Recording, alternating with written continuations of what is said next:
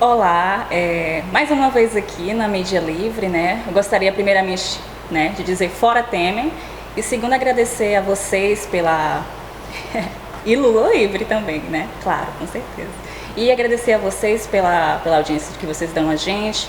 E eu peço para compartilhar os nossos vídeos. A gente tem vários vídeos na Mídia Livre no YouTube e também no blog da Dilma, onde a gente divulga todas as lives que a gente faz, tá? Eu gostaria também que vocês seguissem, né? A gente também divulga nossas mídias na página do Deodato Ramalho, Web4 também. Legalidade Popular e Mexeu com Lula, Mexeu Comigo. Então são algumas páginas que a gente divulga e a gente vai também deixar as descrições das outras páginas na nossa própria página. E eu gostaria aqui de agradecer a presença do nosso companheiro aqui, Vitor Marques, tá? Ele é professor da Universidade Federal do ABC e é uma honra também, né? Ele está de passagem aqui em Fortaleza, foi para alguns atos que teve do Levante e ele está aqui dando a honra dessa presença e um pouco de debate, de diálogo aqui com a gente para compartilhar um pouco, né, do conhecimento que ele tem da atual situação no Brasil. Então... Bom, Jennifer, eu que fico honrado, feliz de estar aqui com você. Obrigado pela oportunidade de a gente papear um pouco, tentar formular junto algumas ideias. Vamos ver o que é que sai, né? Vitor, eu gostaria que você fizesse uma breve apresentação aí sua, né? Você que é professor da Universidade Federal do ABC, fique à vontade. Minha apresentação? Bom, eu sou... Meu nome é Vitor Marques, eu gosto de dizer que eu sou professor, cearense e militante. Então, sempre, desde da minha mais baixa juventude, quase infância, estou envolvido com os movimentos socialistas, com a militância estudantil, apoiando as lutas do campo, da cidade, ajudando a fazer formação. Sou aqui do Ceará, mas atualmente estou morando em São Paulo, dou aula na Universidade Federal do ABC, fico lá em São Bernardo do Campo, tive recentemente 4 dias direto lá no Sindicato dos Metalúrgicos, acompanhando os vários companheiros, companheiras, na nossa vigília democrática, defesa da liberdade do presidente Lula, apoio ao presidente Lula nesse momento. Mas sou um cearense com raiz em Quixadá, né? O coração, eu gosto de chamar do coração vermelho do Sertão Central. Também uma cidade com ampla tradição, longa tradição de resistência democrática, de luta dos trabalhadores e das trabalhadoras. E tento dar a minha contribuição como eu posso nas diversas lutas.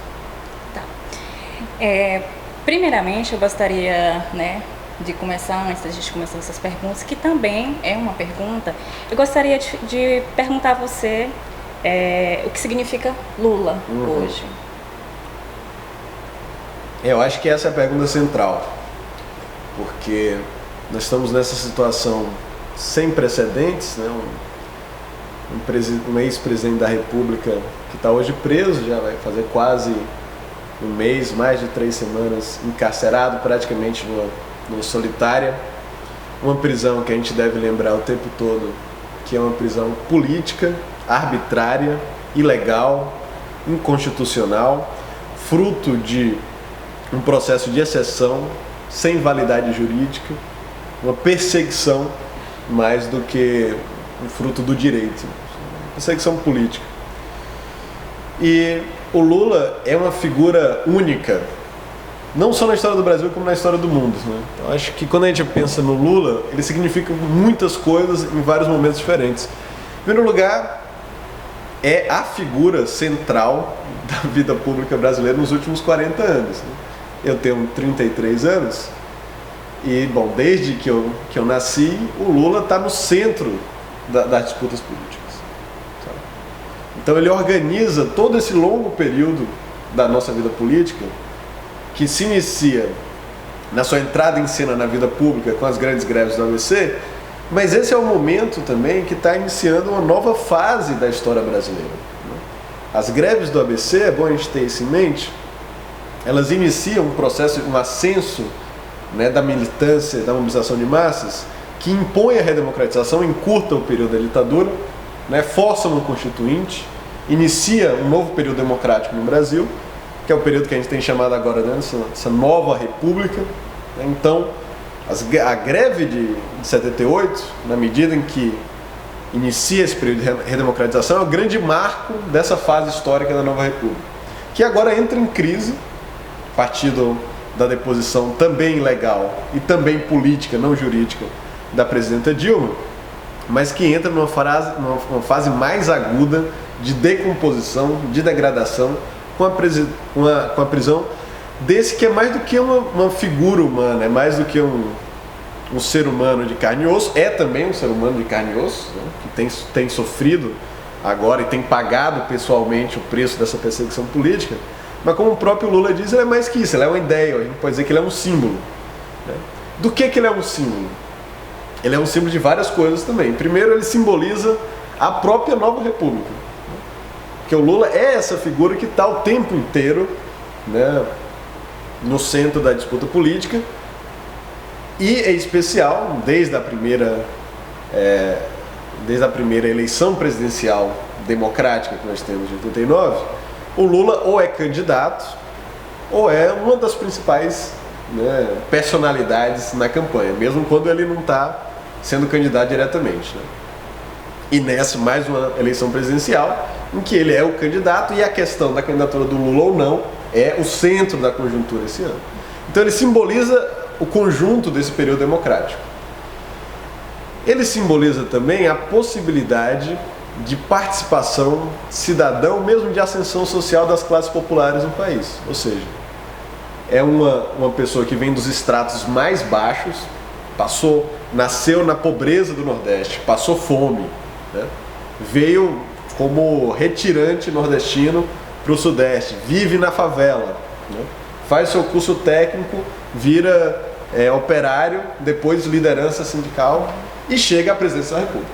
Ou seja, saindo do sertão do Pernambuco à presidência da República. Então ele simboliza a possibilidade de que os de baixo não estão inteiramente excluídos da vida social e política. Né?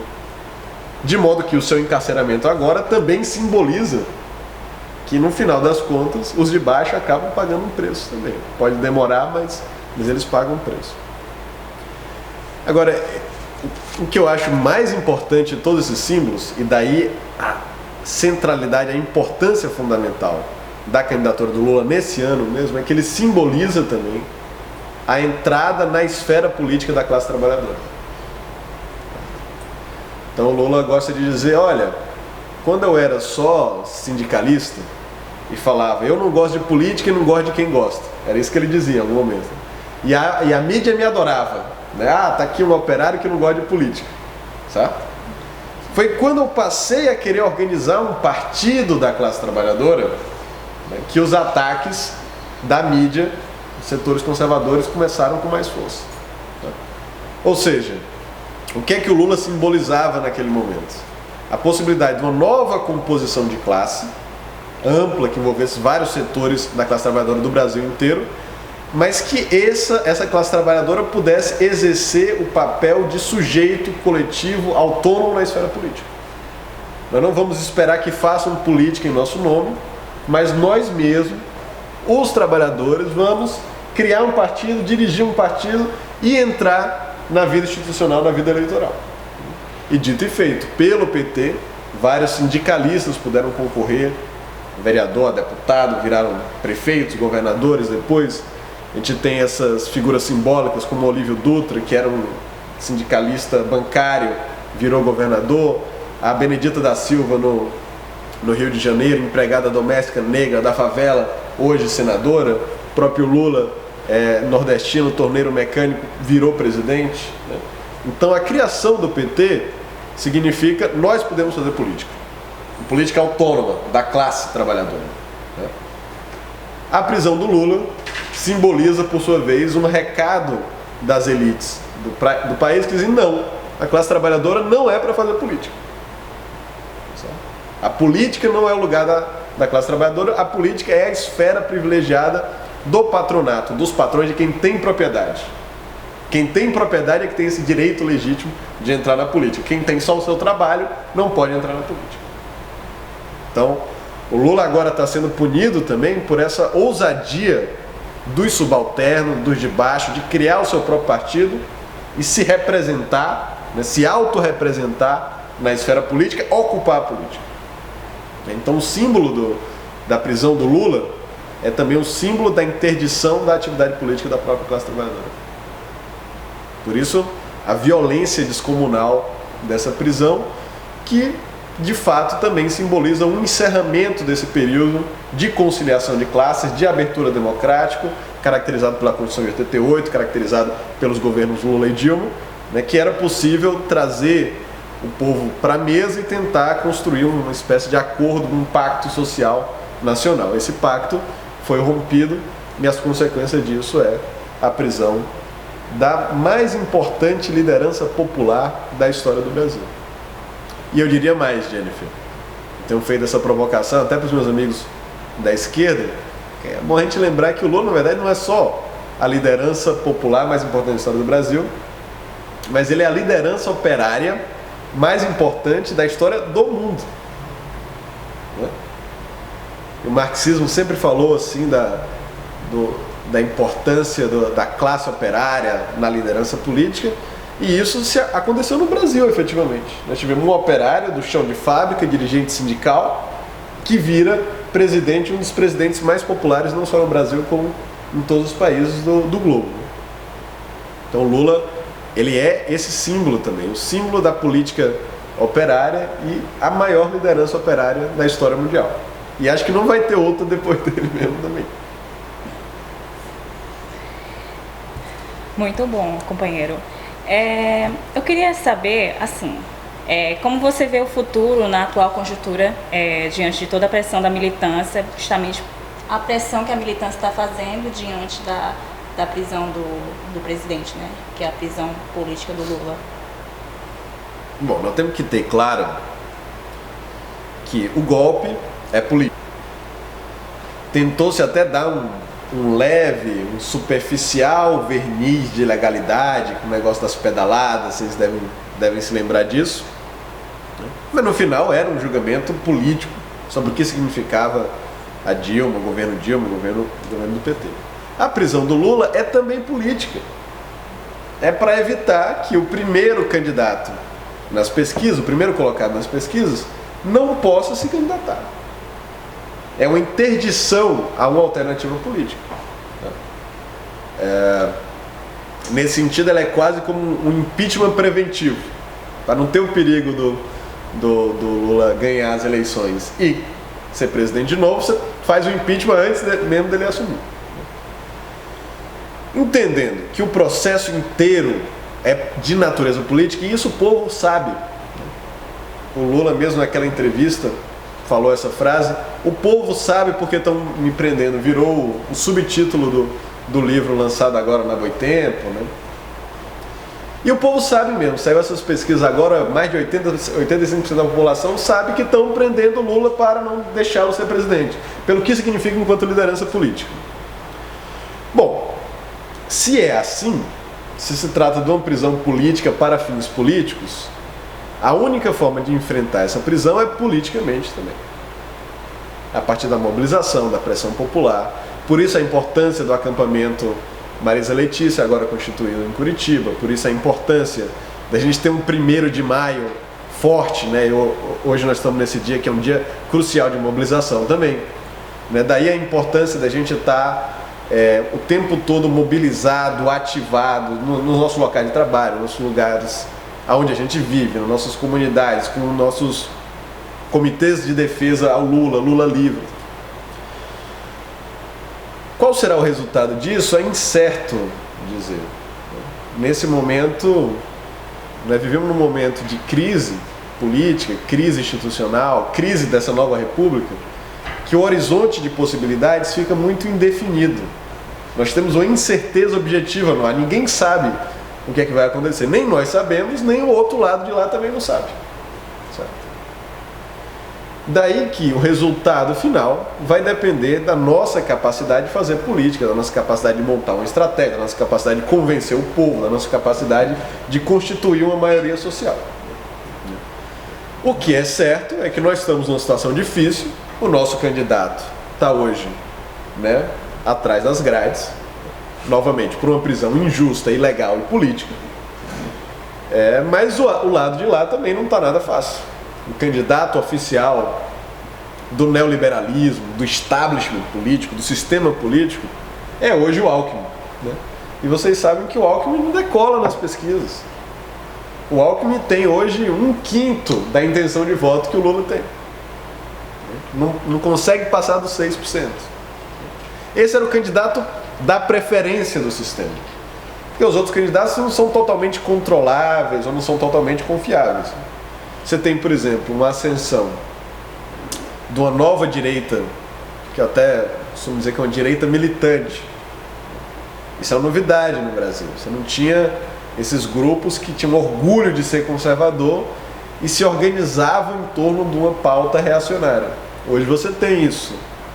É um sintoma também da crise política, da crise institucional. E o representante dessa direita militante, do Bolsonaro, não é alguém confiável por parte do sistema, porque é um sujeito incapaz, de ideias bastante limitadas, ignorante, é uma vergonha nacional e internacional, né? Então, esses setores também não estão satisfeitos. A elite ilustrada do país, o setor financeiro, tampouco gostaria de uma aposta do Bolsonaro. O candidato é o Alckmin, mas o Alckmin não engata, não deslancha. E aí o que pode acontecer? Tudo pode acontecer. Pode acontecer que a pressão popular nacional, mas também a pressão internacional, porque é uma vergonha internacional, é um vexame para o Brasil essa prisão do Lula, como aparece nos outros jornais, várias lideranças importantes do mundo inteiro condenando nessa prisão. Então é uma vergonha, um desgaste para o nosso sistema judiciário, para o STF, que também está pressionado. Então essa pressão popular, nacional ou internacional pode encaminhar para a liberação do Lula. Se o Lula for liberado, significa que ele ou vai ser presidente ou vai ser o principal cabo eleitoral, vai estar percorrendo o Brasil fazendo política. E aí o campo popular tem amplas chances de conseguir o seu candidato no segundo turno, sendo Lula possibilidade de vencer no primeiro turno, inclusive. Então esse é um cenário. Talvez o cenário mais positivo para a gente. E tem o cenário mais negativo, que hoje eu diria que é um cenário improvável, mas não está fora do horizonte de possibilidades. Que é um cenário de maior fechamento autoritário do processo do golpe, né? Na mesma medida que a dinâmica própria do golpe, a lógica do golpe, tornou necessária a prisão do Lula para impedi-lo de se candidatar, também a dinâmica do golpe pode em algum momento considerar que as próprias eleições não servem seus interesses, porque não tem um candidato viável para as eleições. Então nós temos possibilidade desde Lula presidente até não ter eleição, uma diversidade de outras possibilidades aí no meio. O que vai definir isso? A capacidade dos vários agentes políticos de se organizar, de convencer a população, de fazer pressão, de fazer política. No momento de indeterminação estrutural, a política comanda. A nossa capacidade de pensar política e implementar nossa estratégia vai definir se nós vamos para um sucesso ou para um fracasso.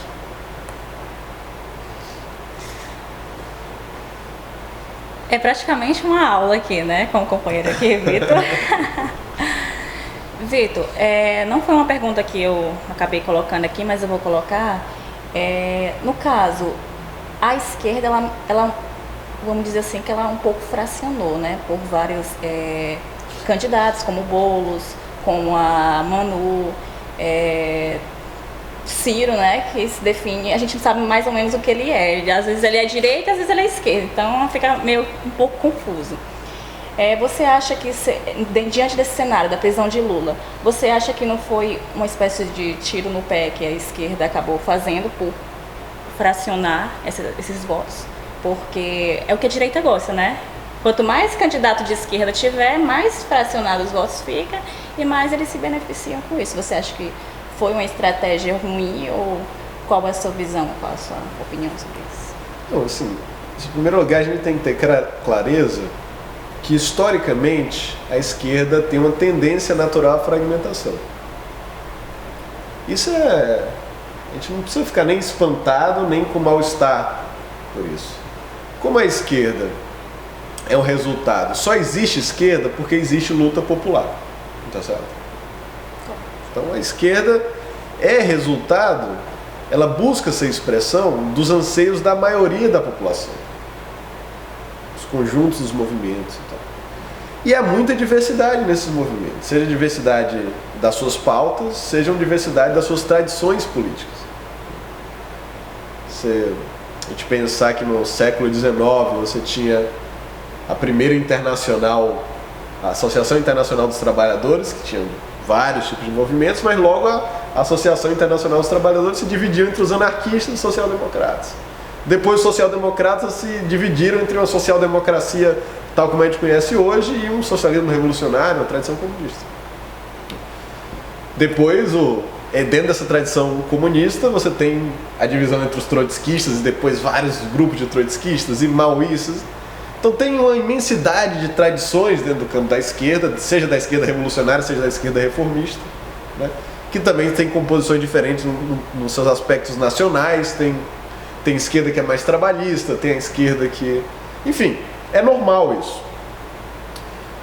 O incomum é quando você tem uma confluência do campo da esquerda. A própria formação do PT se dá num momento importante em que várias organizações de tradições distintas, de composição de classe diferentes, vão confluir para dentro do mesmo partido. E mais importante ainda, na eleição de 89, você tem uma chapa relativamente unificada da esquerda. Não, ainda tem candidaturas fora desse campo, mas o PCdoB, o PSB e o PT já fazem uma coligação para lançar o nome do Lula em 89. E naquele momento a direita tinha várias chapas. A esquerda que conseguia ter mais um nível de unificação. Então o incomum na história são momentos de confluência, tá certo? E desde então, desde 89, a própria esquerda petista se fragmentou bastante. Em 94 você tem a saída da Convergência Socialista, que vai fundar o PSTU. A Causa Operária sai do PT e monta o PCO, que hoje está de novo próximo do PT, né?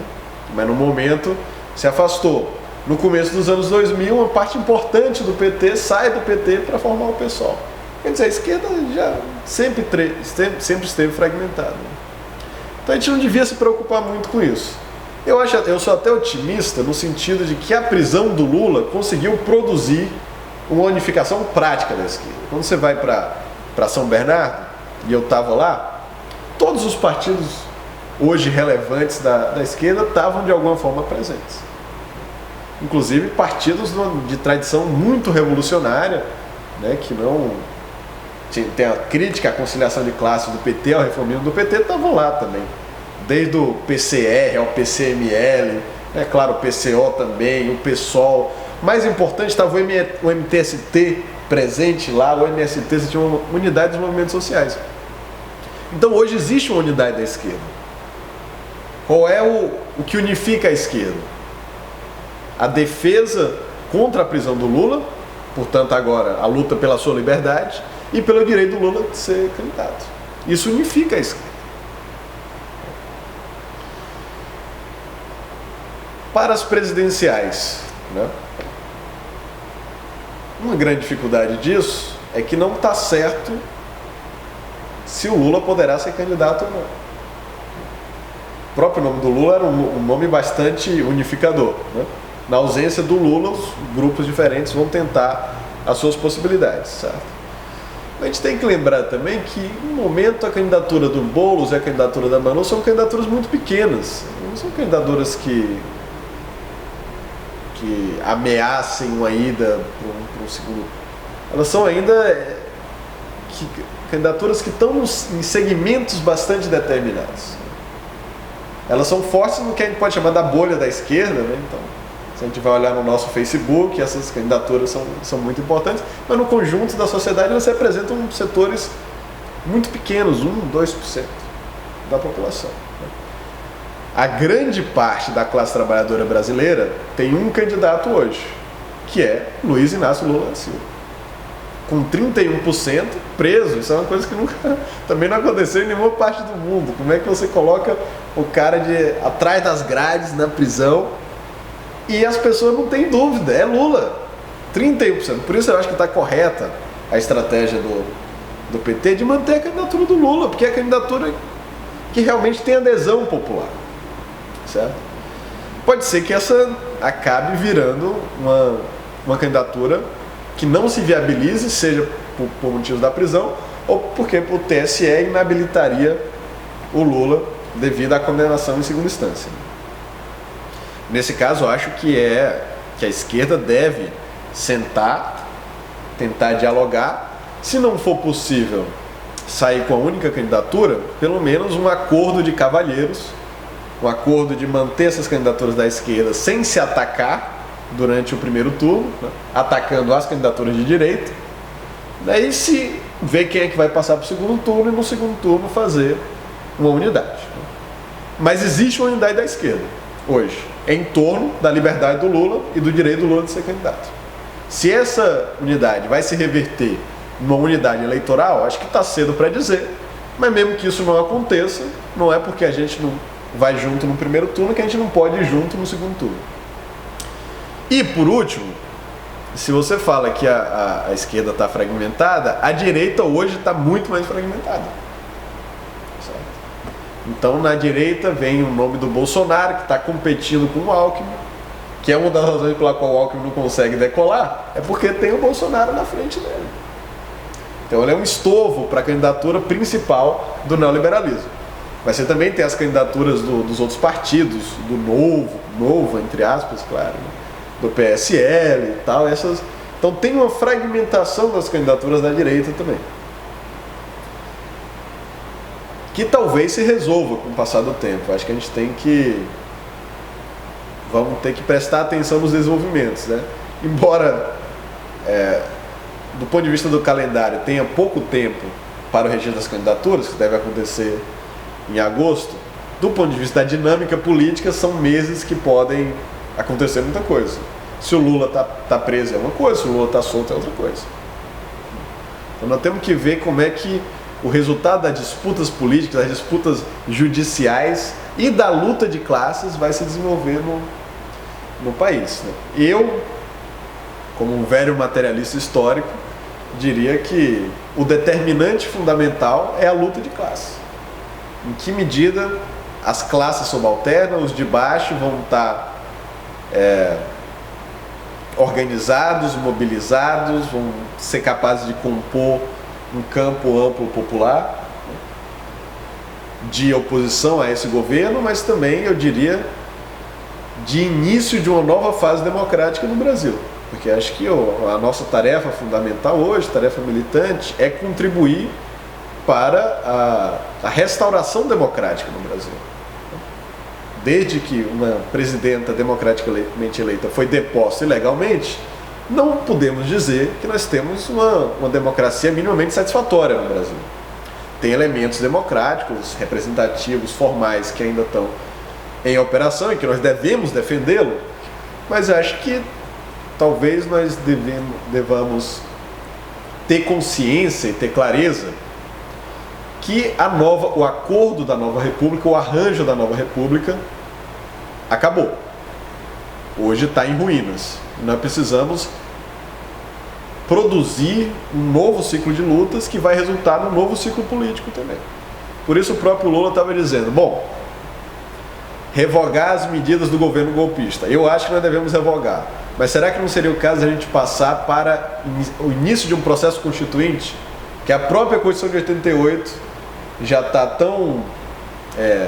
já foi tão rascunhada, degradada, emendada, que ela não é mais a Constituição de 88, a Constituição Cidadã, tal como ela foi aprovada naquele momento. Então, será que a nossa tarefa não é contribuir para um ascenso de massas, para uma recomposição do movimento popular, que aponte para o poder constituinte, para o início de um período de uma nova Constituição e, portanto, uma nova fase política na história da República? Talvez, se nós acreditarmos que a nova República realmente acabou, nós temos que nos dedicar à construção da próxima República, e isso passa também por um processo constituinte. Tá. Vitor, quando eu falei na questão de fragmentar, eu não falei na questão, eu falei das candidaturas, não da questão dos movimentos e tudo. Até porque quando a gente vai para os atos, a gente vê eu já fui para todos, na verdade, e a gente vê realmente uma ampla diversidade. Com certeza, o PSOL lá, né? A gente tem o PCO também, tem os movimentos do Levante, tá? E a gente vê essa unicidade em prol da soltura do nosso presidente, né, atualmente. Antes era pela candidatura, que também é pela candidatura, mas atualmente é mais na questão da prisão. Então eu falei, não, você respondeu a pergunta, claro, falou até bem mais elaborada, mas eu falei mais nessa questão das candidaturas em si, que você, de qualquer forma, respondeu a pergunta. Mas eu só diria que a gente não deve ficar muito obcecado pelas eleições. Acho que a gente tem que consolidar, construir o nosso campo, construir a unidade das forças sociais, né, constituir o proletariado como classe e produzir uma organização política da nossa classe. Isso é o mais fundamental. E isso vai definir os próximos passos da luta, para além do calendário eleitoral. A gente não pode ficar refém da conjuntura, né, e colocar todo nosso esforço apenas no calendário eleitoral, sem considerar que nós temos grandes batalhas à frente. E a batalha fundamental de restabelecer a democracia no Brasil. Eu estou dizendo, bom, talvez para restabelecer a democracia no Brasil nós tenhamos que iniciar um novo processo constituinte. Não tenho nem tanta certeza disso, mas é a minha impressão e coloco isso aí para o debate para vocês também. Companheiro, a gente está sentindo, você falou, né, do candidato à presidência Bolsonaro, a gente está sentindo, né, um avanço muito grande do fascismo, tanto nas redes sociais, também no cotidiano da gente, mas agora o fascismo saiu do virtual, que são casos perdidos, né, acontece ali, mas a gente sente uma frequência maior nas redes sociais, saiu do virtual e sentimos mais uma vez na pele o que aconteceu com o nosso povo no acampamento da Marisa Letícia, né, que integra a Vigília Lula Livre. Como você vê esse avanço do fascismo chegando a esse ponto de estar atacando com arma de fogo o nosso povo, né? Não, a gente está levando aqui que a situação no Brasil é alarmante, né? Com a prisão do nosso presidente, claro. Os nervos estão muito à flor da pele e tudo, mas isso é coisa de fascista, né? Pegar uma arma e atirar, sem independente de qualquer partido for. Tá lá o pessoal dormindo, eles pegam e atiram, né, nas pessoas que estão ali dormindo, sem poder se defender, sem estar com nada. E eu gostaria que você falasse um pouco disso, já. Vou dar uma resposta de professor também a essa pergunta. E começar, tem uma discussão teórica que a gente pode travar na academia, por exemplo, se é adequado denominar esse tipo de movimento fascista, fazendo essa analogia com o fascismo, tal como ocorreu enquanto fenômeno europeu, na Itália, ou o nazifascismo na Alemanha. O que certamente me parece ser o caso é que é um fenômeno, no mínimo, análogo ao fascismo. E aí eu acho que a gente tem que pensar, historicamente, quando é que esse tipo de fenômeno acontece. Para refletir sobre isso, às vezes eu trago uma frase que ficou famosa do Antônio Gramsci. Antônio Gramsci era um intelectual italiano, foi dirigente do Partido Comunista Italiano, e ele dizia assim, olha, quando a crise consiste, essa é a frase do Gramsci, frase que virou famosa, né? A crise consiste que o velho está morrendo, mas não termina de morrer. O novo está nascendo, mas não termina de nascer. Nesse interregno, chama de interregno, nesse claro escuro, aparecem toda sorte de sintomas mórbidos.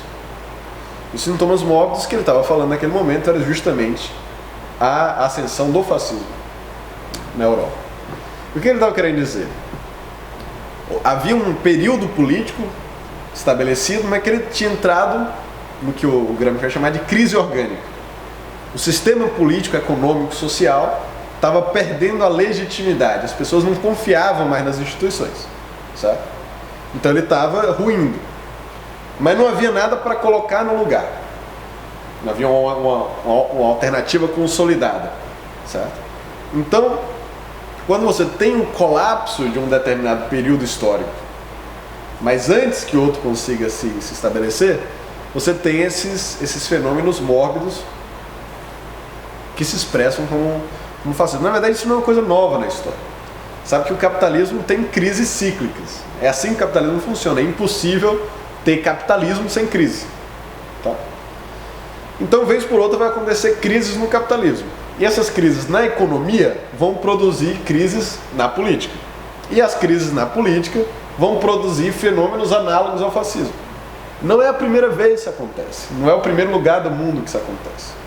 Toda vida que você tem crises econômicas agudas, você tem crises políticas agudas, e toda vez que você tem crises políticas agudas, aparecem forças reacionárias, violentas, que querem impor a ordem e a disciplina, sobretudo contra o movimento social, contra os comunistas, na base da brutalidade. Então, o aumento da violência política é característico de períodos prolongados de crise, ou crise orgânica, crise sistêmica, como o Gramsci vai refletir. Eu parto da hipótese que o que está acontecendo no Brasil é mais um exemplo dessa estrutura geral que sempre acontece nas sociedades capitalistas quando elas entram em crise. E da mesma forma que o Bolsonaro no Brasil e tudo que ele representa da nossa crise orgânica, o Trump nos Estados Unidos é um sintoma mórbido da crise orgânica deles. O aumento do neonazismo na Europa é um sintoma mórbido da crise deles também. Adicional a isso, em adição a isso, nós temos o fato de que no Brasil houve um golpe de Estado. A gente não pode esquecer que teve um golpe. O golpe foi a retirada, uma parte do golpe, pelo menos, foi a retirada da presidenta, democraticamente eleita, constitucionalmente eleita, para dar posse a um presidente legítimo, até um sujeito sem dignidade que vai conspirar em causa própria, né? Isso aí é a coisa mais baixa e vil que um ser humano pode fazer. O cara é vice e dá uma rasteira, né, na cabeça de chapa, né, para assumir o poder. Mas não é apenas uma troca de presidente. Você poderia ter um impeachment que não fosse golpe. Por que a gente diz que o nosso impeachment foi golpe?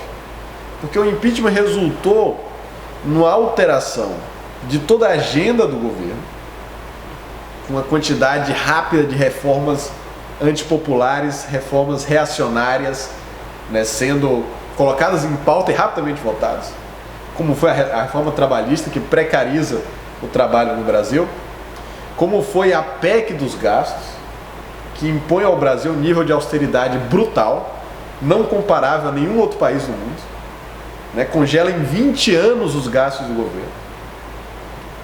Os gastos do governo em matéria social, porque não congela pagamento da dívida, por exemplo. E que vai produzir uma crise no sistema de saúde, uma crise no sistema de educação. As demandas da sociedade vão aumentar, a população está aumentando, os desejos por serviço público estão aumentando, e o orçamento está ou estagnado ou diminuindo, porque a Previdência também vai, né, ocupando mais espaço e, portanto, na prática, retirando também o dinheiro necessário para financiar as políticas públicas de saúde e educação, por exemplo. Você tem um golpe no pré-sal também, que era uma outra possibilidade de financiamento do sistema da educação. A gente pode até fazer uma discussão sobre em que medida nós devemos ou não, né, basear nossa economia em combustíveis fósseis e tal. A gente tem uma crítica ecológica importante para fazer isso, mas o fato é que o pré-sal foi desnacionalizado. Os recursos que antes iam para aumentar a qualidade da nossa educação estão indo agora enriquecer as empresas estrangeiras multinacionais. Esse é o fato que aconteceu. Bom, golpe significa também mudança na estrutura da correlação de forças. Quando você tira uma presidenta, as forças reacionárias locais ficam mais incendiadas, elas se sentem empoderadas. Agora não tem mais a Dilma, nós podemos fazer o que quiser. Qual o resultado disso? Aumento da violência no campo. Os companheiros do MST, vários companheiros desde o golpe, lideranças locais assassinadas. Gente assassinada dentro de casa, gente assassinada dentro do hospital. Os índices de violência no campo retomam aos níveis do final da década de 90 e começo dos anos 2000. Tem sangue rolando. Sangue nas aldeias indígenas, aumento da repressão sobre o movimento indígena, sobre o movimento popular de maneira generalizada. A violência política que atinge, faz vítima também nos companheiros de outro partido, né? Vereadora Marielle Franco, executada, execução política. Isso tudo é resultado do clima de excepcionalidade, do clima de violência que o golpe político instaura. Então você já tem um fascismo que é alimentado pela crise orgânica da nova república, por esse período que está morrendo e não tem outra coisa para colocar no lugar, né? Você tem também essa crise política de perda de legitimidade das instituições, esse clima de insegurança, né? Vai se instalando um caos na sociedade, a sociedade perdeu a direção, perdeu o seu sentido, né? Enquanto civilização brasileira, para onde é que nós estamos indo, qual é o projeto que nós queremos. Então é como se agora fosse cada um por si, um faroeste brasileiro. E nesse clima, evidentemente, vai ter um setor da população que vai dizer: não, eu quero o restabelecimento da ordem, eu quero disciplina, né? Eu quero a mão dura contra o crime. E esses anseios que vêm da angústia que a crise provoca, vai também jogar água nesse moinho disso que a gente está chamando aqui de fenômenos análogos do fascismo, que hoje são encabeçados por esses partidários do Bolsonaro. E isso tem consequências muito concretas. Qual é a consequência concreta, por exemplo, esses dias agora, né? O atentado, mais de 20 tiros contra o acampamento Marisa Letícia, em Curitiba, e um companheiro nosso, companheiro trabalhador, metalúrgico, sindicalista, companheiro Jefferson, foi atingido com um tiro no pescoço, está em estado grave no hospital. É o que eu tenho dito, Jennifer, é que os nossos inimigos estão atirando para matar. Eles não estão de brincadeira. Isso é resultado do quê? Golpe, que aprofundou a nossa crise. Como é que nós vamos conseguir conter o fascismo? A única maneira de conter o fascismo é convencendo a maioria da população trabalhadora que existe uma alternativa. Que os trabalhadores e trabalhadoras podem resolver a crise, podem constituir um cenário de democratização. A crise ou vai ser respondida por uma virada autoritária, reacionária, com aumento da repressão, ou vai ser respondida por uma nova abertura de futuro. Dizer para as pessoas: tem jeito, o Brasil tem futuro, é possível fazer as coisas de maneira diferente. Esse é o desafio. É um desafio que nós não temos nenhuma garantia de que vamos ganhar, mas que as nossas próprias vidas dependem disso. A nossa capacidade de oferecer um projeto comum que possa convencer a maioria da classe trabalhadora, a maioria da população comum desse país, que um outro Brasil é possível, que tem futuro para isso aqui. Se não tiver futuro, as pessoas vão para o desemprego, vão para o desespero. Sem futuro é isso. Sem futuro é o aumento do desespero, é o aumento da criminalidade, é o aumento da depressão, é o aumento do consumo de drogas, é o aumento da degradação social, é o aumento da decomposição da sociedade brasileira. Nós seremos capazes de colocar na mesa um projeto de futuro viável, que as pessoas se identifiquem e vejam: isso aqui é o que eu quero para mim, isso aqui é o que eu quero para o meu país. Se nós não formos capazes de fazer isso, o fascismo vai continuar avançando.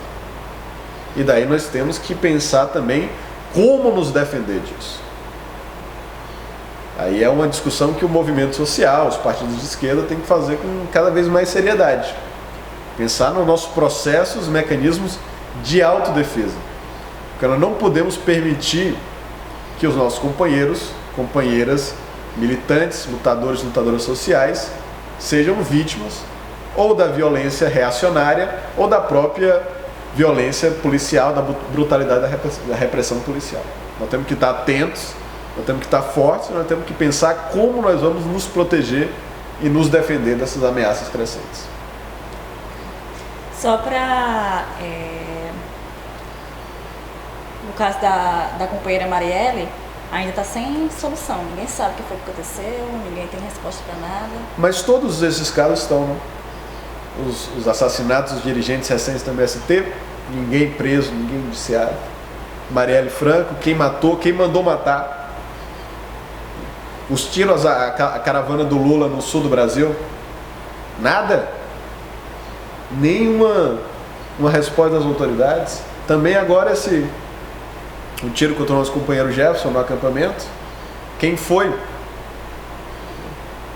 E a nossa preocupação, bastante legítima por sinal, é que elementos das forças policiais do próprio Estado estejam de algum modo envolvidos nesses atentados, né? Que são balas utilizadas pela polícia, pelas Forças Armadas, ou foram desviadas para a criminalidade, ou então elementos criminosos dentro da corporação estão servindo como agentes da violência fascista. E nos preocupa também como, por exemplo, os jornais não dão a dimensão dessa violência. Alguns jornais colocam lá, atentado no acampamento deixa vítimas, diz PT. Como é que um jornal se presta a falar uma coisa dessa? A pessoa está lá no hospital, os tiros estão lá, as cápsulas estão lá, diz PT. Ou então, pior, a Globo ignora. Não apareceu no jornal. Você tem 20 tiros contra cidadãos, cidadãs pacíficos, certo? À noite, uma pessoa gravemente ferida, uma violência de caráter político. Nós éramos para ter todos os meios de comunicação, todos os partidos políticos, de direita ou de esquerda, em solidariedade, cobrando esclarecimentos, cobrando investigações.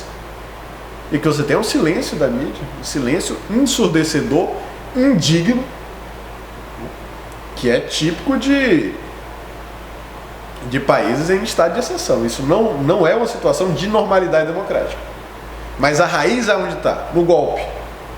É o golpe que muda a atmosfera do país e que deixa os agentes fascistas mais livres, mais à vontade.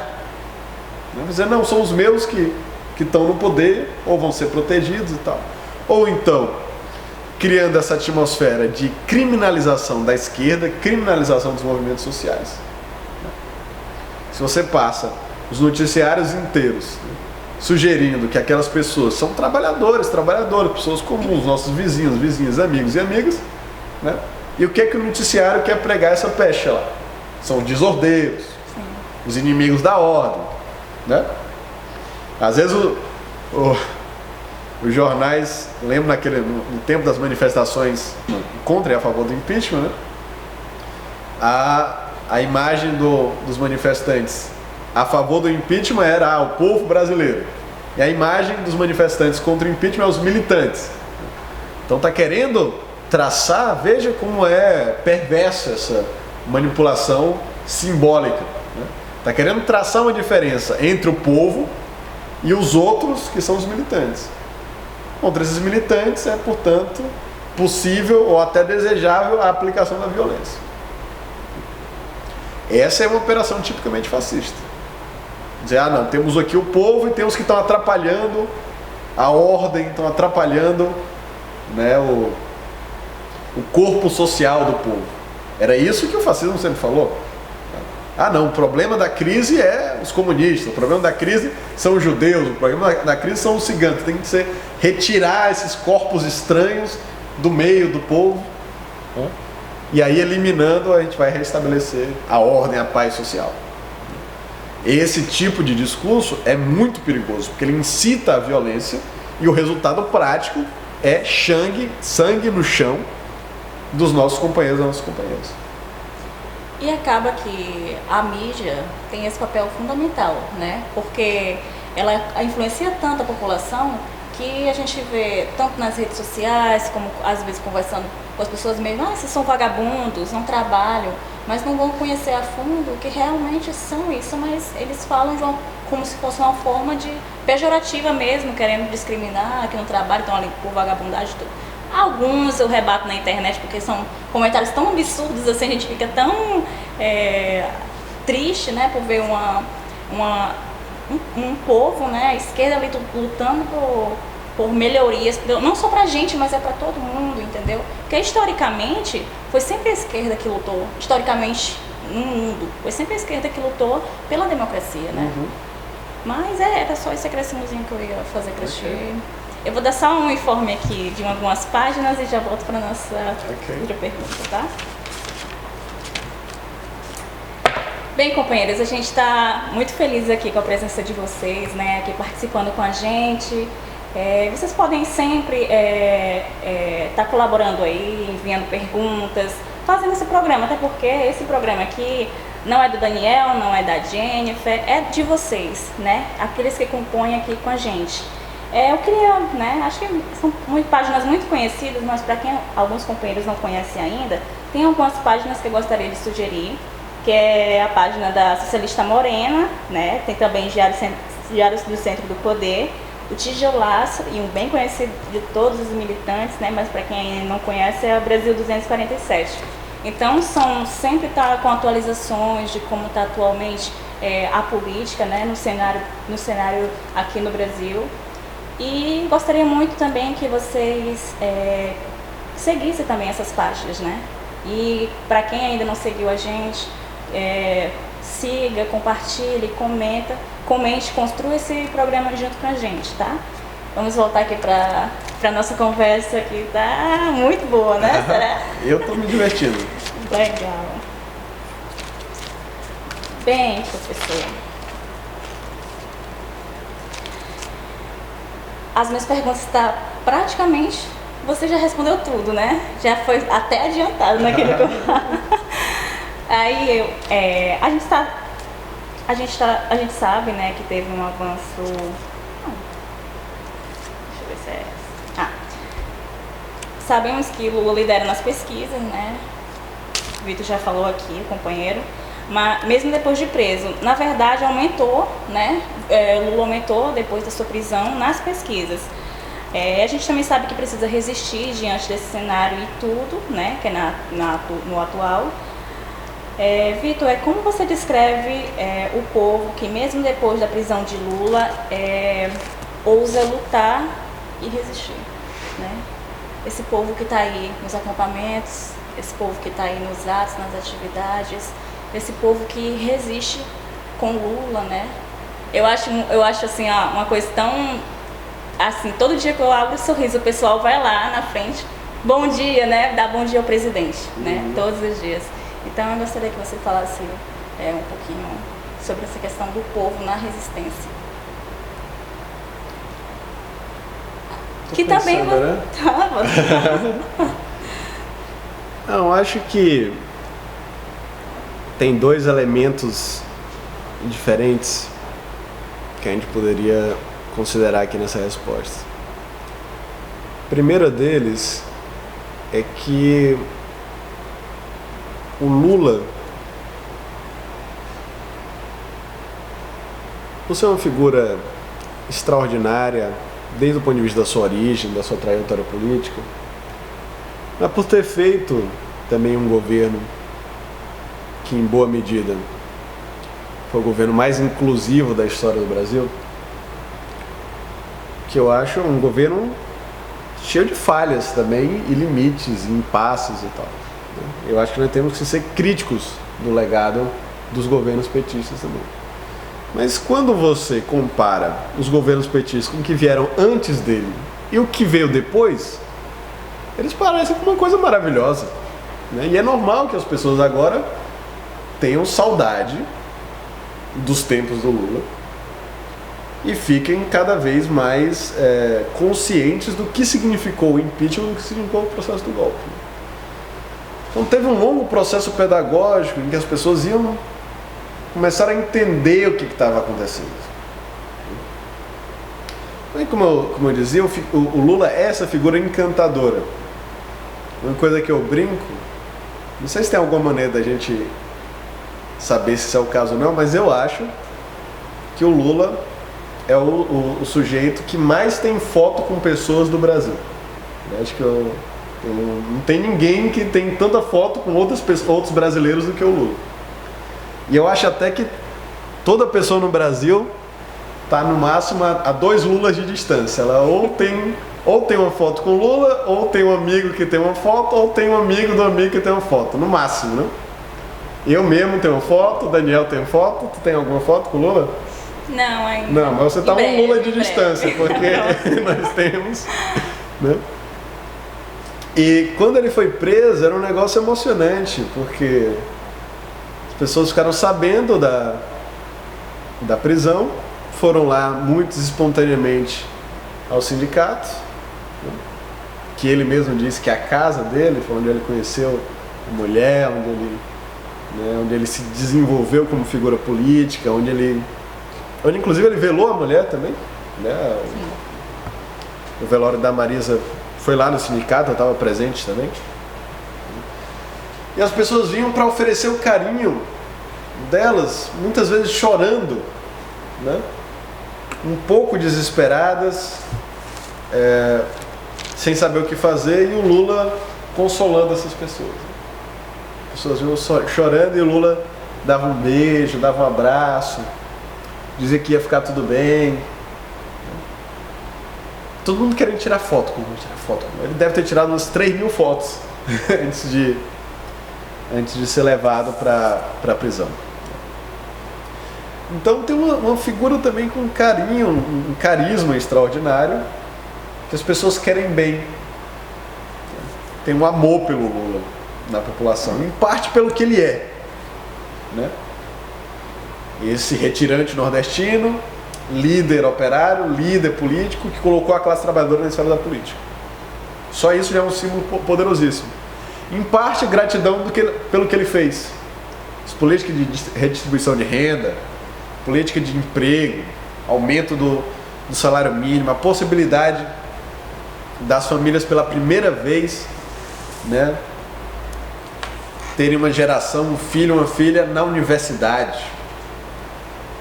Expansão da universidade pública, tudo isso criou uma certa gratidão no povo cearense pelo Lula também.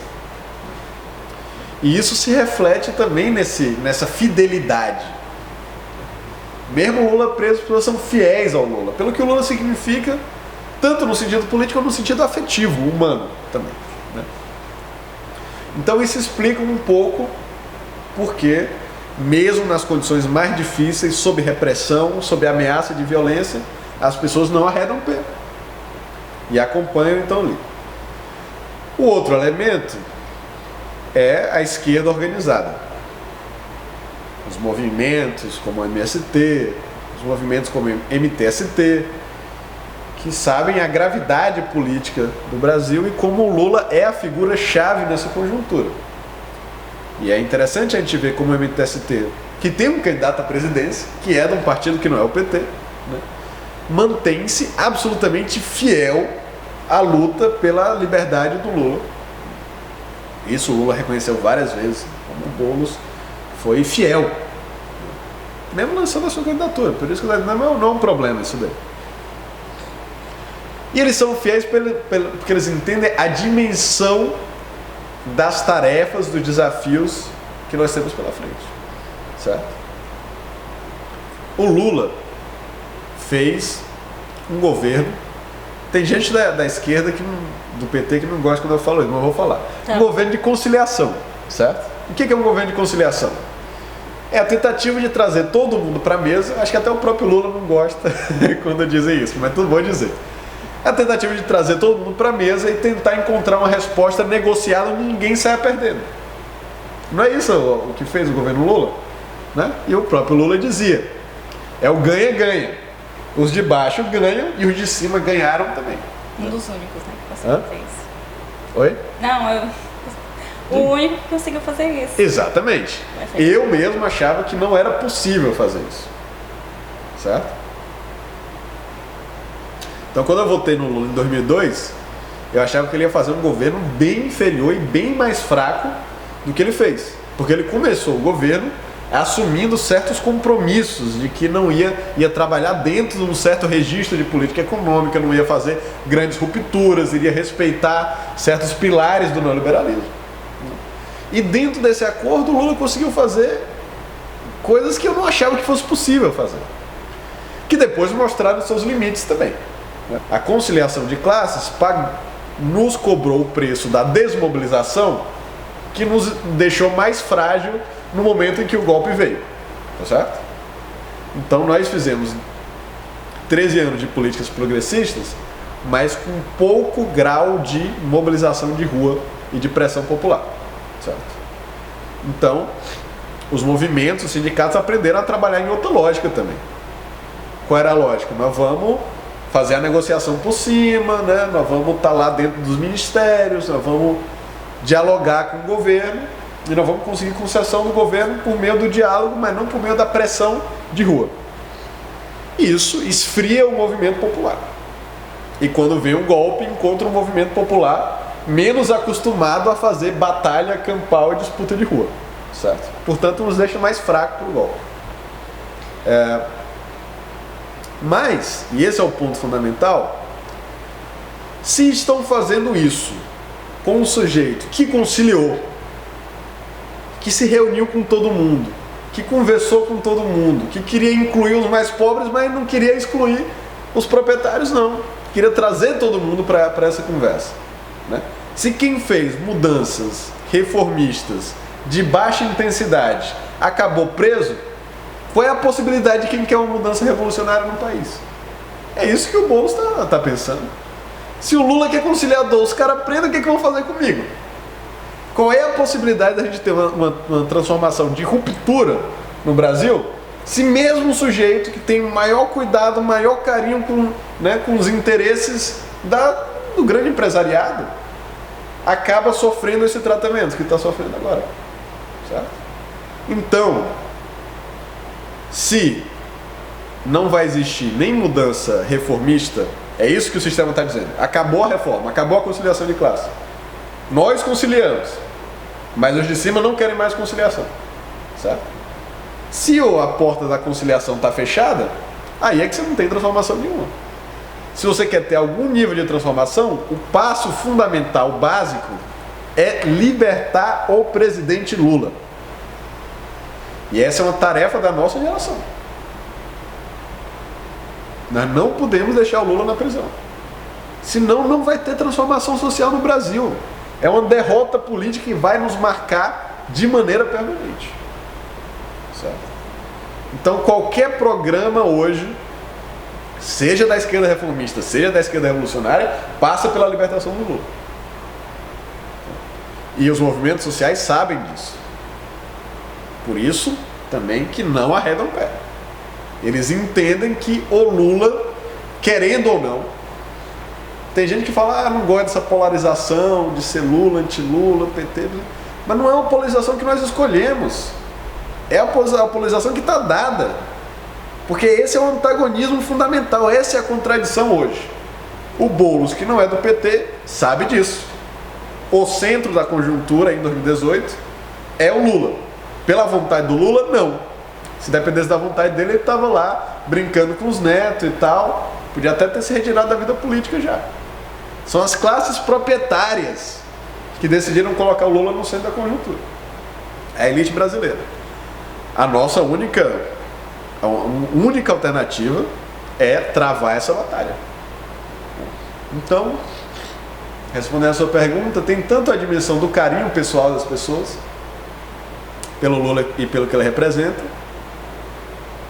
mas também a compreensão estratégica que sem o Lula não é possível fazer uma transformação no Brasil, porque a sua prisão representa a interdição da atividade política, da atividade da classe trabalhadora na política. Vitor, dessa pergunta eu vou pular para uma pergunta que faz uma conexão. quem não pôde estar presente no dia da prisão do Lula, a gente viu, né, os vídeos, é super emocionante, na verdade a vontade que a gente tem pelo menos a minha vontade, como de muitos outros companheiros e companheiras, era que o Lula não tivesse se entregue, né? Só que foi uma decisão do Lula.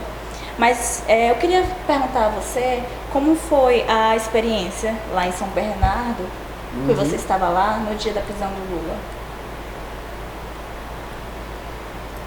Olha, eu acho que isso deve ser, todo mundo deve ter a compreensão disso, foi um momento histórico, um momento marcante da história brasileira. Ali aquelas pessoas estavam fazendo história e elas sabiam que elas estavam fazendo história. Uma das coisas que me chamou a atenção, já falei um pouco disso, é como muita gente chorando, né? Muita gente sofrendo aquilo como uma derrota, e o Lula firme, de pé, altivo, consolando as pessoas, fazendo carinho nas pessoas, abraçando as pessoas.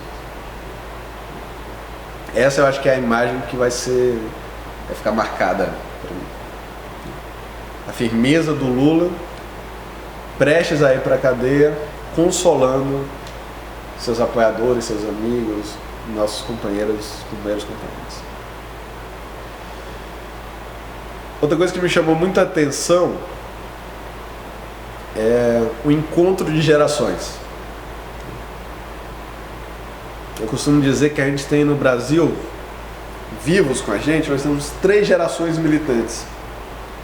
Nós temos a geração 64, 68, geração que foi marcada pela ditadura militar, e que ou teve que ir para o exílio, ou fez militância clandestina, ou foi inclusive para a luta armada e sofreu tortura. Essas pessoas, muitas delas estão vivas hoje, lutando, e muitas delas em São Bernardo do Campo, marcando presença. Nós temos uma segunda geração, que é a geração que funda o PT, a geração da década de 80, a geração da redemocratização, a geração, o Daniel está dizendo que essa é a geração dele, é a geração dos meus pais também, né? Os meus pais se encontram, se conhecem numa passeata de 1º de maio, em 1983, e os dois já eram militantes do PT, tinham sido fundadores do PT. Então, eu sou resultado dessa geração, a geração dos meus pais. E tem uma geração mais jovem, que eu costumo dizer que é a geração de 2013, que é a geração que entra na política, conhece a política a partir das jornadas de junho e dos desdobramentos da jornada de junho, das ocupações das escolas, da primavera feminista, da nova militância negra, né?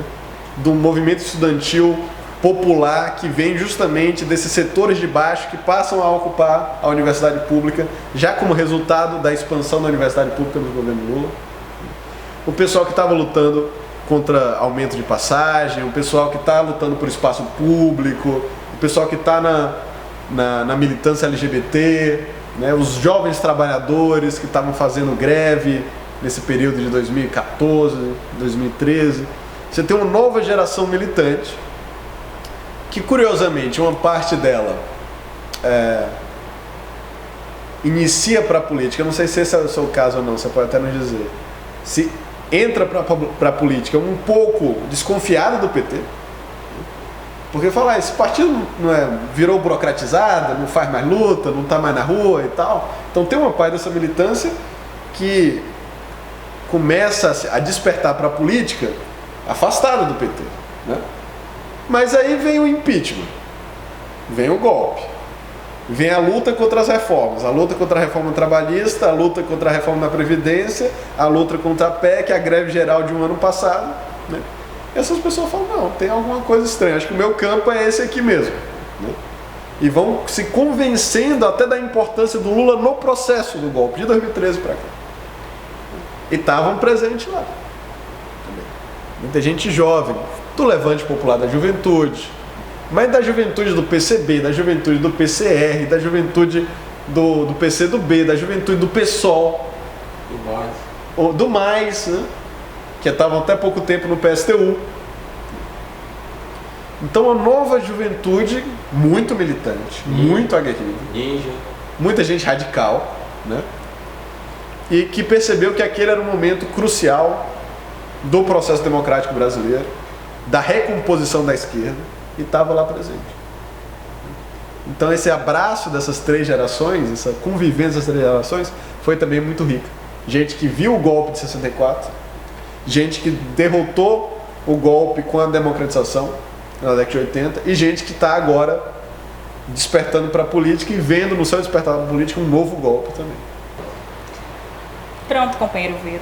Eu vou só acrescentar no que você falou sobre a questão da minha militância, que aconteceu ali, né, tinha uma especulação de impeachment da Dilma, né, e tudo ali.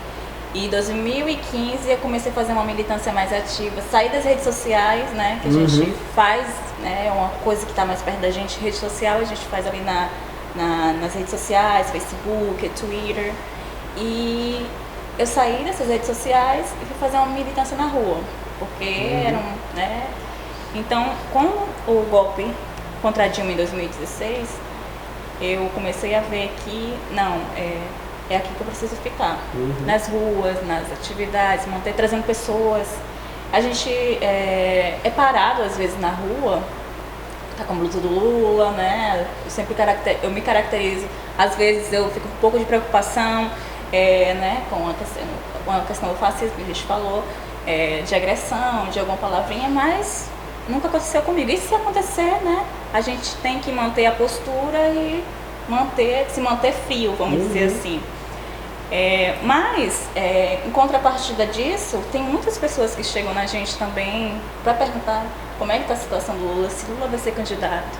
E é sempre as mesmas afirmativas, que Lula é sim candidato, o PT já falou que Lula é candidato, e o meu voto, como eu já falei em outras lives também, é Lula, e segunda opção para mim não existe. Tá? E em 2015 eu tive um orientador que é muito conhecido aqui pra gente, né, que é o professor Newton Albuquerque. Então ele é petista, né? Então eu tinha um pouco de simpatia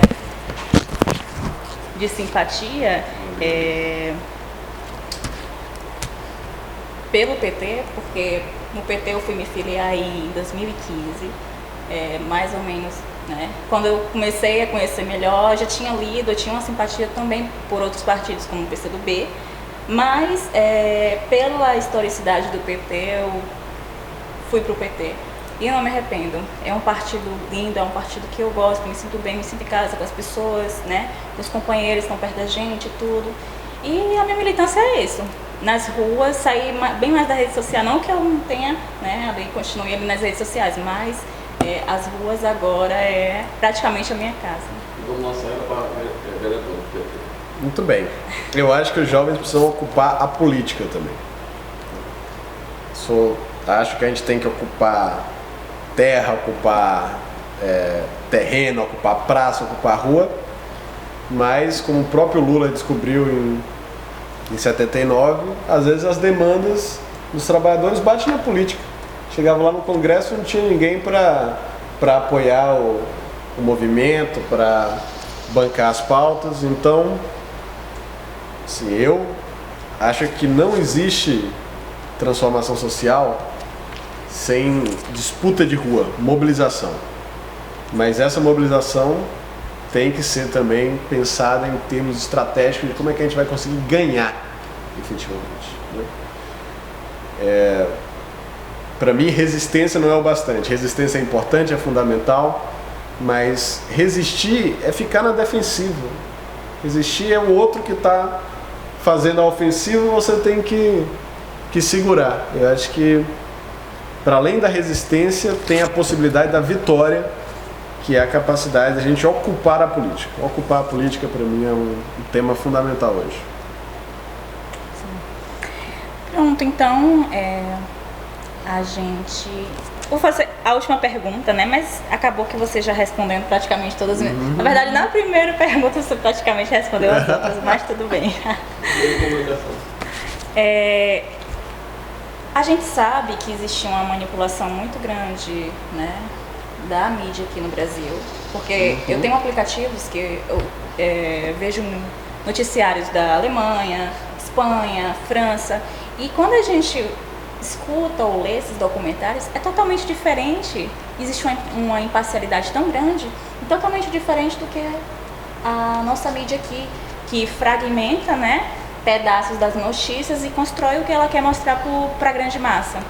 E eu gostaria de saber a importância assim, desses meios de comunicação, da mídia estrangeira influenciando a nossa mídia aqui. Ou não que influencia a nossa mídia, influenciando a população, até porque a gente sabe que o que vai atingir a grande massa aqui no Brasil é a nossa mídia, né? Eles não conhecem outros meios de mídia, mas existe alguma estratégia, alguma coisa que a gente, né, possa estar fazendo?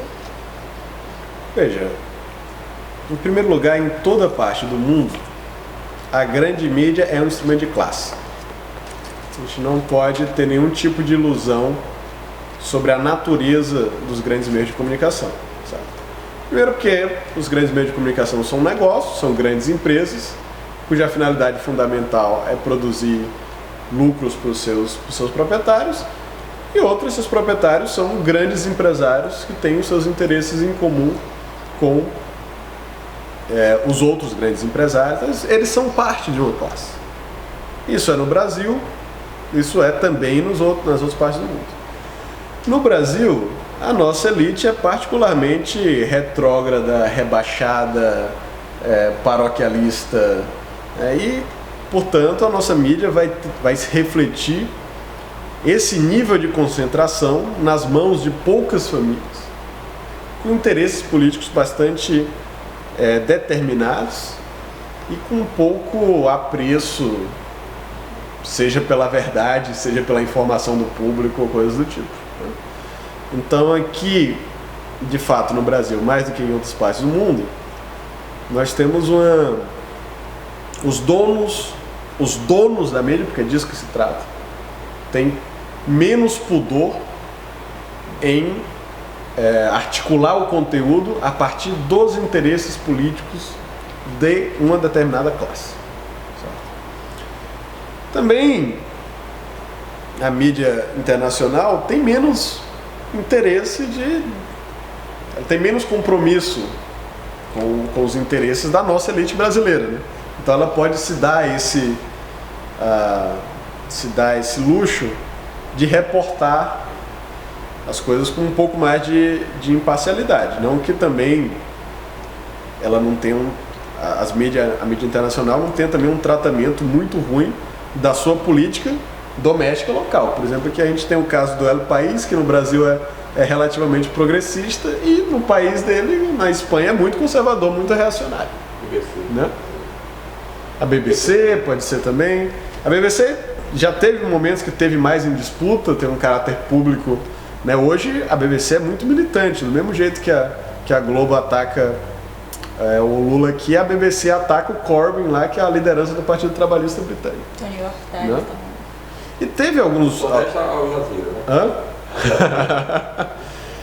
E tem alguns meios de comunicação, inclusive internacionais, que ficaram favoráveis à prisão do Lula, sobretudo os meios mais ligados ao setor financeiro, The Economist, esse tipo de coisa, que em algum momento bajularam o Brasil, quando ele parecia, né, tá servindo o interesse de todo mundo, e agora ataca também a esquerda brasileira.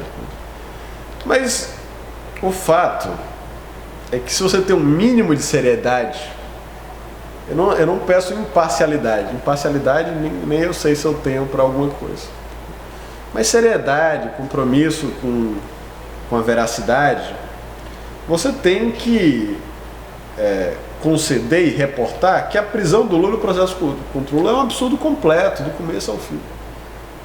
É uma coisa sem pé nem cabeça, e as pessoas lá fora do Brasil ficam espantadas, mas como é que estão fazendo isso desse jeito e tal? E isso é discutido abertamente no noticiário dos outros países. Aqui há uma censura nos grandes meios de comunicação sobre essa discussão, mas é uma discussão corrente. Você fala com os grandes juristas brasileiros, eles ficam horrorizados com a natureza do processo do Lula. Você pega mesmo um liberal como o Reinaldo Azevedo, que é um cara antipetista, vai ter que ser obrigado a reconhecer, porque é o fato de que esse é um julgamento. O Lula foi vítima de um julgamento de exceção. Certo? Então, A mídia internacional pode discutir isso com mais liberdade, até porque eles não estão, né, condicionados pelos interesses materiais da nossa elite brasileira. Mas acho que com a mídia, a grande mídia, a gente nunca deve ter ilusões. Que a mídia responde a interesses de classe dos seus donos, que tem lados na disputa social, lados na disputa econômica. Certo? O que me parece muito mais interessante é nós aproveitarmos, como nós estamos fazendo aqui, como o Daniel faz, por exemplo, as possibilidades que as novas tecnologias da comunicação, as novas tecnologias da informação nos dão de romper o bloqueio da mídia. Hoje, a mídia mainstream, digamos assim, os grandes veículos, continuam sendo atores políticos relevantes.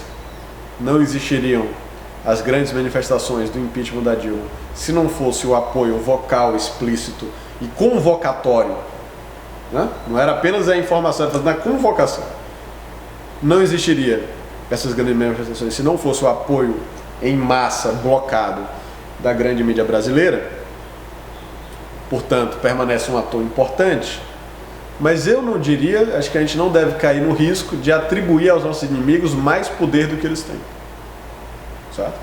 Então a Globo é um agente fundamental, crucial, mas é um ator que está jogando entre outros tantos atores. Ela não decide mais e, na verdade, decide cada vez menos. Em parte até porque tem um setor conservador que já não aceita a Globo como uma fonte legítima de informação. Certo? A Globo ou os grandes jornais? Você está falando dessa nova direita militante, e essa direita vai dizer, não, a Globo é esquerdista. Ou a Folha de São Paulo é esquerdista. Bolsonaro. Né? O grupo mais do Bolsonaro vai ter posições como essa. Então, mesmo entre os setores conservadores, a Globo não é mais unanimidade. E como eu falei, o processo do golpe é um processo pedagógico. As pessoas vão percebendo, primeiro, que houve uma campanha midiática em defesa do golpe, né? Depois, que a sua vida material piorou muito depois do golpe. Terceiro, que tem uma violência agora política. É um processo, as pessoas vão se dando conta disso. E ao se darem conta disso, vão cada vez mais desconfiados para a televisão ou abandonam a televisão. As gerações mais novas, eu acho que deve ser o seu caso também, até o meu caso, que já não sou tão novo assim, né? As gerações mais novas não estão mais nem aí, a Globo não significa nada. Não é a principal fonte de informação, né? Eles mal veem Globo. Ou estão no Facebook, ou estão no YouTube, ou no Netflix, né? Faz 8 meses que eu não assisto televisão. Exatamente, né? Aliás, eu diria assim, que os jovens hoje, tem jovem que não tem nem TV em casa mais. Não é uma... Né? Agora é um smartphone. Né? E isso coloca a Globo numa situação delicada, né? Tem também efeitos nocivos, no sentido que as fake news se propagam mais, né? Você não tem mais agora um filtro que vai selecionar quais são as informações né, relevantes ou não. Então os grupos de família do WhatsApp ficam inundados por informações que são assim, vulgarmente falsas, não tem nenhum contato com a realidade, né? Por outro lado, esse privilégio que a mídia tinha como eu vou determinar o que é notícia ou não, não existe mais, né? E aí você tem o caso daquela foto que virou icônica do Lula no meio da multidão. Parece até eu brinquei na hora que parecia até a Daenerys, a Khaleesi do Game of Thrones, né? Que a Khaleesi sendo levada, que nem o Lula sendo levado, e as mãos assim, tentando pegar. É o Lula no meio do povo. O cara vai ser preso no meio do povo. Essa foto não foi exposta por nenhum dos grandes veículos de comunicação, mas todo mundo conhece a foto. Porque tem outros canais agora. E um passo importante para a gente fazer é ocupar essas novas possibilidades de mídia. Acho que nós estamos atrasados nisso. E acho que nesse ponto a direita foi mais inteligente que a gente, pelo menos num primeiro momento, né? Eu costumo citar um caso que pode parecer até anedótico, porque até hoje nós não levamos muito a sério ele. Mas veja, por exemplo, o caso do Olavo de Carvalho, né? O Olavo de Carvalho, ele é um cara até às vezes meio cômico, né? Que não entende muito de ciência. Tem um vídeo dele falando lá que não existe combustível fóssil, os fetos que adoçam a Pepsi, isso é coisa totalmente maluca, transtornada, né? Mas, no entanto, ele é um sujeito erudito, lê muito, conhece muita coisa, e no começo dos anos 2000 estava fazendo vídeo. Começou a fazer os cursos dele de filosofia. Quando apareceu o YouTube, começou a fazer YouTube no comecinho do YouTube. Palestra no YouTube, hangout no YouTube, né? E começou a formar uma certa audiência. Naquele momento, que a gente hoje está nesse cenário, a gente não lembra que teve um tempo que ninguém se dizia de direita, não. As pessoas eram conservadoras, mas tinham vergonha de dizer publicamente que eram conservadoras. E naquele momento, o Olavo foi um polo de aglutinação dessas pessoas. Ah, tá aqui um cara que diz as coisas que eu gosto. É um sujeito que é um pouco articulado, fala bem, às vezes é engraçado e tal. Foi criando o seu público na internet, em primeiro momento. E, sobretudo, em vídeo. Mas depois lançou os livros dele, são os livros de política mais vendidos no Brasil. Então nós podemos questionar até a qualidade do Olavo de Carvalho como intelectual, mas nós não podemos questionar o fato de que ele hoje é um dos intelectuais mais importantes no Brasil, porque tem muita gente lendo, ouvindo e reproduzindo o que ele fala. Também o MBL se aproveitou muito das redes para difundir as suas ideias e tal. Nando Moura. E vários youtubers, né, blogueiros e tal. Mas youtubers, acho que o YouTube, a direita conseguiu chegar nesse espaço, né, de maneira muito competente. Acho que às vezes a gente tem que reconhecer aos nossos inimigos, né, e nesse caso o Olavo de Carvalho nem é um cara, não é um neoliberal, não é ligado aos grandes interesses financistas. É um sujeito que acredita em determinadas ideias e faz uma atividade militante em defesa dessas ideias. E isso funcionou. O cara conseguiu criar uma discussão sobre determinados temas onde antes ela era muito restrita ou praticamente não existia. Nós não temos que admirar esse projeto, temos que admirar. Já o caso, por exemplo, do MBL, que teve muita grana, aí já teve, né, financiamento político mesmo pesado, mas eram uns garotos, Kataguiri, né? Fazia lá a faculdade, chegou a fazer um quadrimestre na UFABC, não aguentou, foi embora. Mas enfim, é um garoto que começou a atuar, sobretudo nas redes, nessa mídia alternativa, e conseguiu estabelecer uma determinada posição com consequências políticas. Eu acho que nós temos também que reconhecer a habilidade de algum desses atores e dizer, nós temos que fazer melhor. Nós temos que construir um ambiente de mídia independente. E hoje isso dá para fazer com recursos relativamente baixos, né? A gente tem uma câmera dessa aqui, que pode ser de uma pessoa, né? E a gente encontra aqui uma casa e faz um lugar, transmite pela internet e de repente uma conversa dessa pode ser que 5 mil pessoas assistam a gente conversando. Ou mais. Né? E isso chega no Brasil inteiro. Eu acho que é fundamental hoje em dia a gente pensar, tem outras maneiras de se comunicar, tem outros canais de expressão, né? Essas experiências, a gente não deve encarar as várias experiências como concorrentes, né? Eu até gostei, vocês fizeram aqui, ó, né? Não é exatamente a gente, mas são nossos amigos, nossos parceiros e tal, e nós vamos somar e reforçar essas várias iniciativas para constituir um ecossistema comunicacional independente, não iniciativas apenas autônomas, mas um ecossistema complexo, com possibilidade de discordância, de divergência. A gente pode fazer o debate, a gente não precisa concordar com tudo, né? Outro mantra que eu venho repetindo é cada vez mais aprender a fazer coisas juntos sem precisar concordar. Porque às vezes a esquerda tinha isso, você não concorda inteiramente com o meu programa e tal, e com os meus candidatos, aí eu não vou fazer nada com você. Não pode ser assim. Nós não estamos mais em condição, né, de nos dar o luxo de fazer isso. Nós temos que fazer coisa junto, com as nossas diferenças, com as nossas discordâncias, inclusive travar debates francos, abertos, mas que possam ser gentis, camaradas, né, Fazer coisa junto sem precisar concordar. Isso é fundamentalmente importante. E acho que um elemento para isso é a ocupação da mídia, que hoje passa por ocupar espaço nas redes sociais, no YouTube. Acho que deveríamos ocupar também espaços na própria mídia, no mainstream, né? Sempre que tiver uma brecha, a gente tem que aproveitar a brecha. Toda brecha deve ser explorada. E, além de ocupar a mídia, acho que essa é um pouco a mensagem final que eu queria dizer, né, para vocês, deixar com vocês. Como eu estava falando, a gente gosta tanto de ocupar a rua, ocupar a praça. Por que a gente não pode ocupar a mídia e por que a gente não pode ocupar o parlamento também?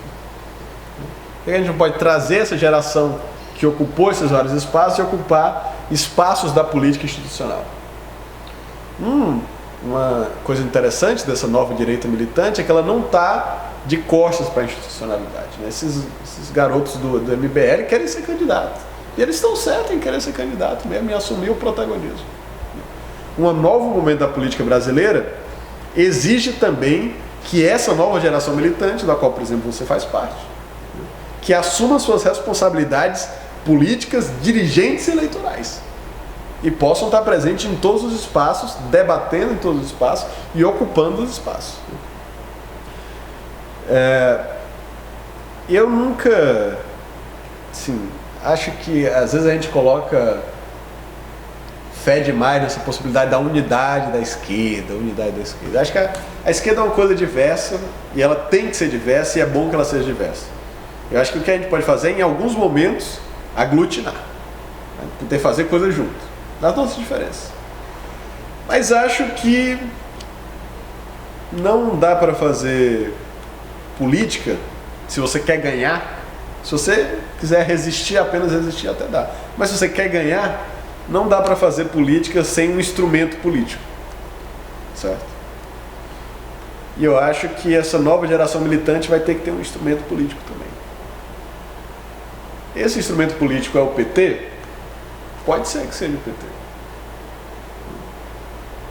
Pode ser também que vai ser um novo PT, um PT reformado, trazendo de volta alguns que saíram do PT e retornam. Ou pode ser que seja uma frente, né, de vários partidos. Ou pode ser que mais para frente a gente faça um outro partido, aproveitando o legado do PT e do resto da esquerda, não sei. Isso está em aberto. Mas acho que nós temos que pensar em organização política. Qual é o nosso instrumento onde a gente possa formular coletivamente e, a partir dessa formulação coletiva, apresentar um programa que seja viável, que seja crível, que seja desejável pela maioria das pessoas comuns, não só os militantes. Que é uma coisa a gente falar para militante, outra coisa é falar para o conjunto da população, as pessoas comuns, cuja vida cotidiana não é atravessada pela política na intensidade que a nossa vida é atravessada. Então acho que eu tenho na verdade esse sonho de que um dia pessoal do Levante, pessoal do MTST, pessoal que está hoje no PT, ou o pessoal que está hoje no PSOL, a gente possa estar todo mundo numa mesma organização. Talvez seja sonhar demais, né? Mas eu acho que algum tipo de composição, por mais que seja diversa, uma composição não homogênea, uma composição que não é uma coisa que tem uma cara só, uma composição arco-íris, né? Mas que a gente possa estar junto, formulando junto, pensando junto, se criticando junto, para apresentar um projeto comum de Brasil, de futuro, de uma sociedade radicalmente transformada e radicalmente democrática. Pronto. Queria terminar não, né? Mas a gente tem também tempo. Eu queria agradecer aqui a presença do professor Vitor Marques. Queria agradecer também, né, o espaço que é proporcionado para a gente aqui, para a gente estar fazendo a gravação, que também é proporcionado pelo vereador Guilherme, né? E mais uma vez eu gostaria que vocês curtissem esse vídeo, compartilha com o amiguinho, com a amiguinha que também não é militante, né? Para conhecer que o professor tem uma linguagem bem acessível, a gente consegue compreender. E até o próximo programa. E também eu gostaria que o professor, claro, já é de casa, né? Aqui foi uma sorte, na verdade, que ele estava de passagem aqui em Fortaleza e a gente conseguiu trazer ele hoje aqui para dar essa palavrinha. mas eu gostaria, Vitor, que tu falasse qual foi a impressão que tu teve aqui e se sinta à vontade sempre para estar retornando aqui, que praticamente é sua casa, né? Jennifer, muito obrigado pelo convite, muito obrigado pelo papo, pela nossa conversa. Daniel, meu querido, está aqui com a gente, um abraço, sabe o carinho que eu tenho por você. Queria agradecer a todo mundo que nos acompanhou e pensou um pouco junto com a gente, né? Acho que tem várias coisas aqui que é pra gente estar refletindo e tentando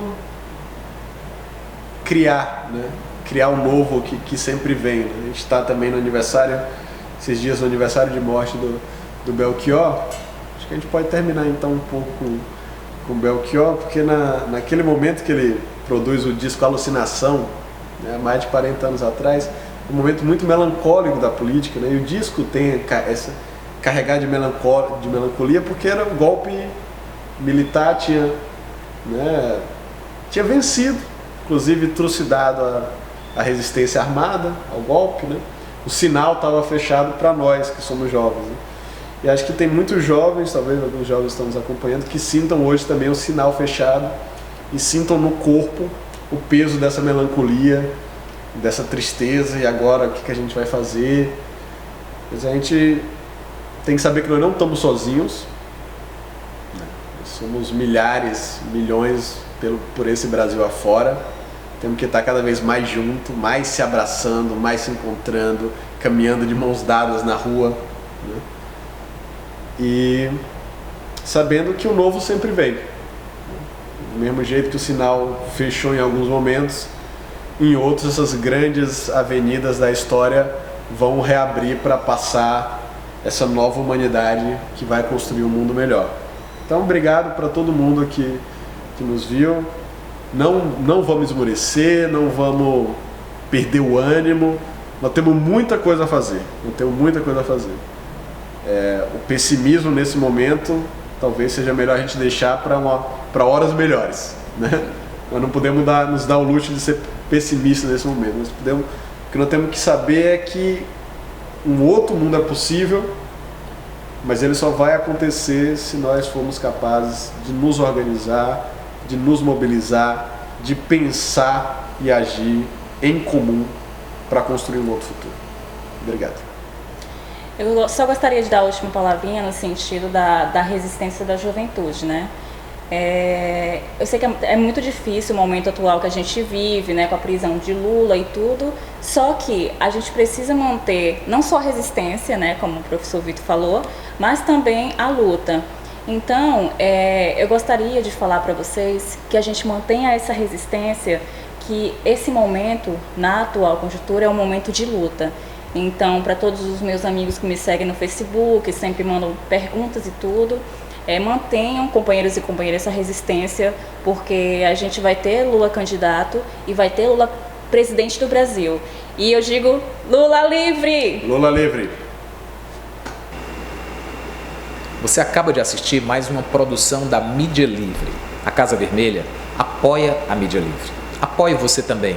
Curta, compartilhe, comente, ajude a democratizar as comunicações no nosso país. Até a próxima.